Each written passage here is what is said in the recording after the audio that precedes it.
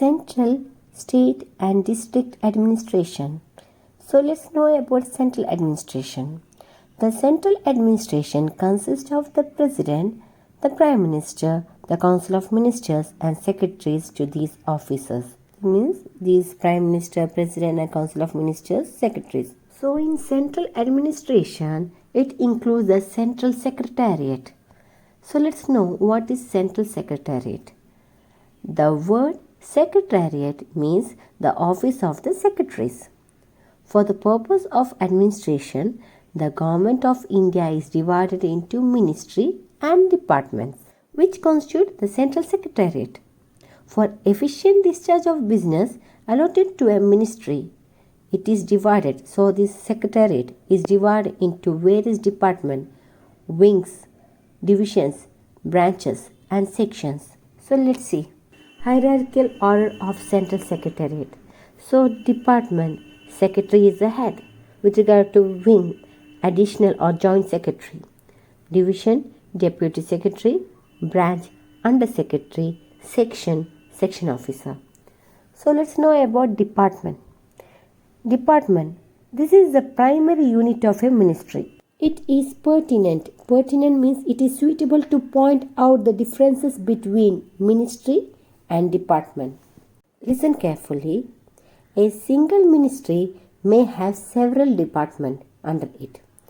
For example, the human resource development, it is a ministry, is divided into two departments.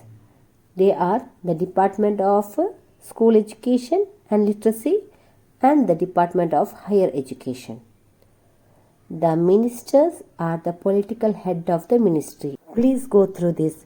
Indian Ministry of Human Resource Development and the Union Minister, their office holding is Ramesh Pokhriyal and its at headquarter means Indian Ministry of Human Resources headquarter is at New Delhi, and the department it includes just now we discussed Department of Higher Education, Department of School Education and Literacy. Next, the ministers are the political head of a ministry, whereas the secretary to the government of India is an administrative head. In case there are the several departments within a ministry, but each department is headed by a secretary. I hope you got the meaning. Though there are several departments, so this department in the ministry is headed by the secretary. Next, a minister remains in power, this Ramesh Pokhriyal, for a period of 5 years.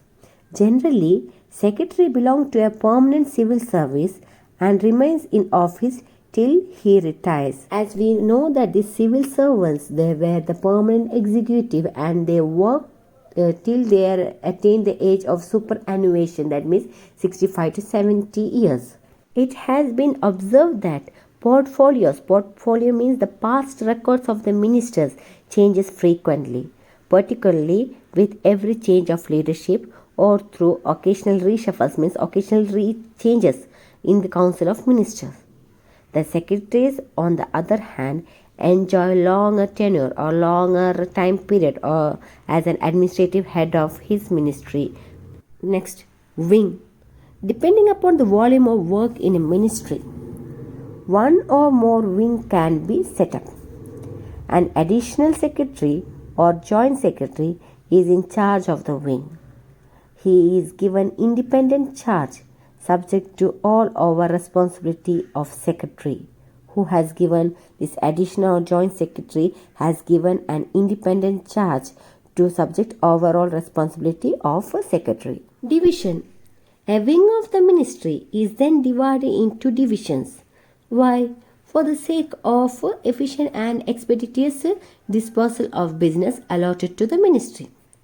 Two branches ordinarily constitute divisions, obviously, which is normally is under the charge of deputy secretary. So this divisions is under the charge of deputy secretary. Next come the branches.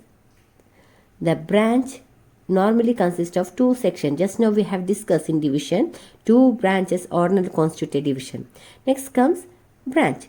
A branch normally consists of two sections and is under the charge of an under secretary.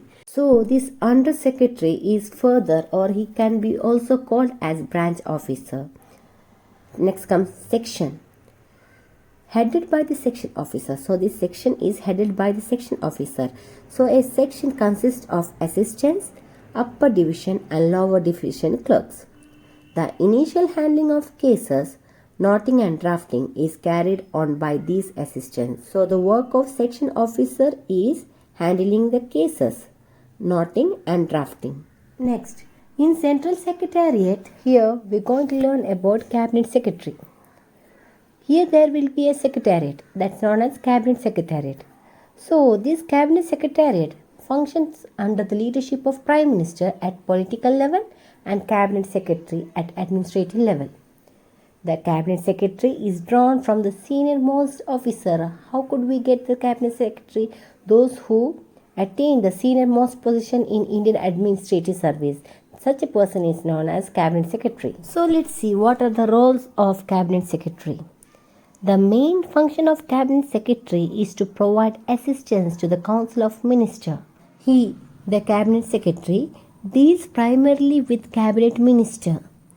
This Cabinet Secretary is also in close contact with the secretaries in charge of different ministries and departments, which we have studied earlier. As the head of the civil service, this Cabinet Secretary?